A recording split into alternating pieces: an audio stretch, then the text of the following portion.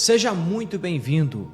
Jesus Cristo nos diz para estarmos sempre prontos. Nós não sabemos o dia que Ele vai nos chamar. Não sabemos o dia da nossa morte, o dia que nós vamos nos encontrar no juízo particular com o Senhor.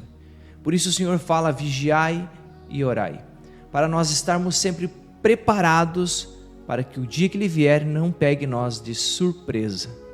E é por isso que nós precisamos estar em oração. Por isso que nós precisamos estar na luz que é Jesus. E o que é a luz perante as trevas? A luz clareia, faz com que nós veja as coisas. E quando nós estamos com Cristo, a palavra de Deus diz que Jesus Cristo, que Deus é luz. Então, quando nós temos Deus no nosso coração, aqui dentro, na nossa mente, é como se nós andássemos tudo iluminado pelo Senhor. Nós vamos ver e entender as coisas sobrenaturais.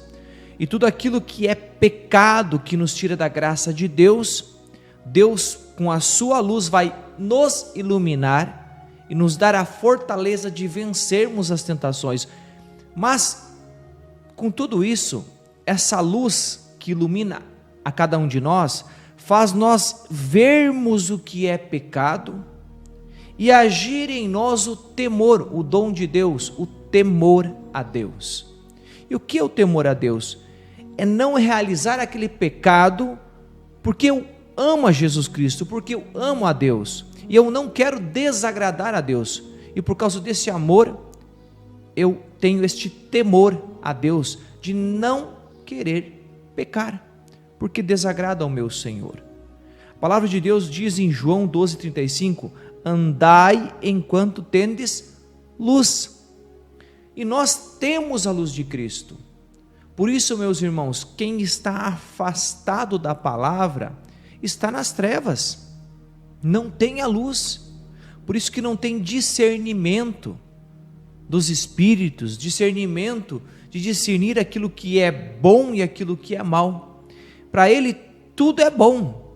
Se está pecando é bom, se está fazendo o que for, o que ele faz é bom. Mas para nós cristãos, não. Nós sabemos que a liberdade, o livre-arbítrio nosso, está em obedecer a Deus. Esse livre-arbítrio que Deus nos dá é para obedecer os seus mandamentos e andar sempre com Ele. O afastamento de Deus, o pecado, como diz em Romanos capítulo 6, no versículo 23, o salário do pecado é a morte. Então, este salário do pecado que nos dá a morte, quem recobra a vida é Jesus. Ele disse que é o caminho, a verdade e a vida. Se nós queremos nos voltar para Deus, nós precisamos entregar a nossa vida a Jesus Cristo, o nosso Senhor. E o que é ser Senhor de cada um de nós? É Ele que nos manda. Nós perante Ele, nós somos nada. Ele é o nosso Senhor. Naquela época, o Senhor mandava nos seus escravos, e os escravos faziam tudo que o Senhor pedia. Nós somos servos, e diz a palavra que somos servos inúteis de Jesus, do Senhor. A palavra é muito forte, porque perante um Deus tão grande não somos nada. Agora, esses servos inúteis, nós que somos pecadores, Deus que tem compaixão de nós, veio nos buscar. Por que veio nos buscar? Nós que somos desobedientes à sua palavra, porque Ele nos ama, porque Ele nos criou por amor, porque Ele quer que cada um de nós vivamos com Ele no céu para sempre. Então, perder a salvação é você viver longe do Senhor, viver no pecado, vivendo como se Ele não existisse. E Ele tem mandamentos, Ele tem ordens para os seus obedecerem. Então, tendo ordens para nós obedecermos, tendo mandamentos, nós precisamos ler a palavra de Deus e ver o que o Senhor quer da nossa vida. Vamos ler a palavra de Deus que está em Mateus 4, 12 a 23. A palavra que nós vamos meditar é essa: quando, pois, Jesus ouviu que João fora preso, retirou-se para a Galiléia, deixando a cidade de Nazaré. Foi habitar em Cafarnaum, à margem do lago, nos confins de Zabulon e Neftali, para que se cumprisse o que foi dito pelo profeta Isaías: a terra de Zabulon e de Neftali, região vizinha ao mar, a terra além do Jordão, a Galiléia dos gentios. Esse povo que jazia nas trevas viu resplandecer uma grande luz, e surgiu uma aurora para os que jaziam na região sombria da morte. Desde então, Jesus começou a pregar: fazei penitência, pois o reino dos céus está próximo. Palavra da salvação, glória a vós, Senhor. Jesus, ele vem ao encontro da palavra, como diz aqui, daqueles que eram gentios, daqueles que viviam ao redor do mar da Galileia. Jesus foi ao encontro dessas pessoas, homens que não eram judeus, homens que passavam por ali, porque era um lugar de passagem de muitos povos que vinham ali, passavam por causa daquela região de Cafarnaum, e Jesus veio ao encontro dessas pessoas. Os gentios que estavam ali ouviram a palavra de Deus. A fama de Jesus começou a se espalhar, porque ali é um lugar de comércio, onde as pessoas passavam. Então eles, ouvindo deste Deus, para fora das terras, da terra prometida, se ouvia falar de Jesus também, porque ali ele proclamava muitos milagres, sinais, e a sua doutrina, a verdade, que cura, que liberta, que nos dá liberdade, alegria. Esse Jesus que foi para este lugar, não vendo que poderia ir para Jerusalém, mas ele foi para esse lugar por quê? Porque ele tem compaixão, porque ele sente compaixão das pessoas, ouviu o nosso clamor e veio nos salvar. Nós que estávamos inundados no pecado, um abismo de nós e Deus, essa ponte Jesus veio fazer, veio nos libertar.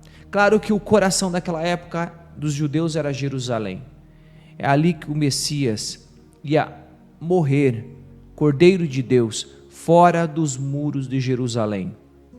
Já nos mostra que Jesus veio para todos, fora de Jerusalém.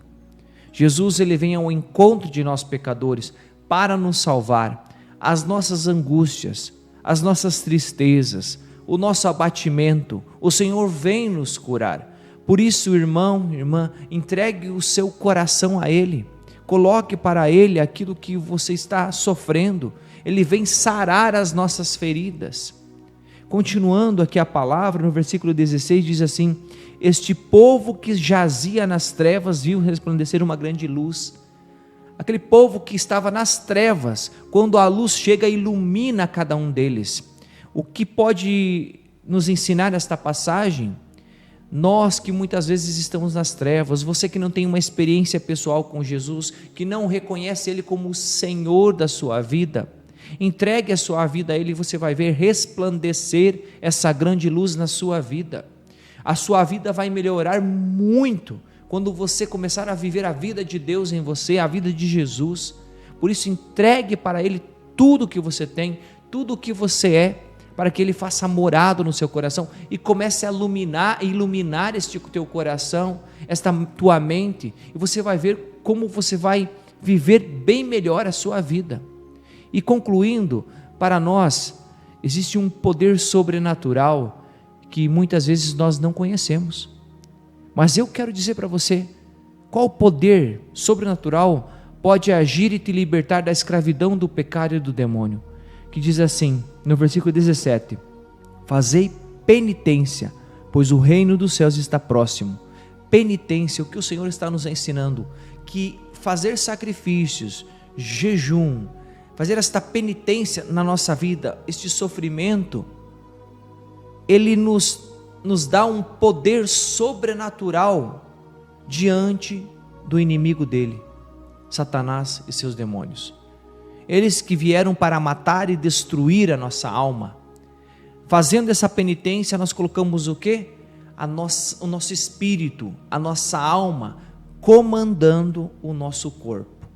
Então, está regulando as nossas paixões. O espírito precisa estar forte, com penitência, e oração, com sacrifícios, para que esse espírito seja comandado pelo Espírito Santo de Deus. Quando o espírito está bem ordenado, o nosso corpo também estará. Quando o nosso espírito não tem vida de oração, não tem vida de penitência, fazer a vontade de Deus, realizar esta vontade do Senhor e usar da inteligência para fazer o bem, o que acontece? O nosso corpo vai se inclinando para o pecado, para a gula, para a bebedeira, para orgias e para tantas coisas que desagradam o nosso Deus.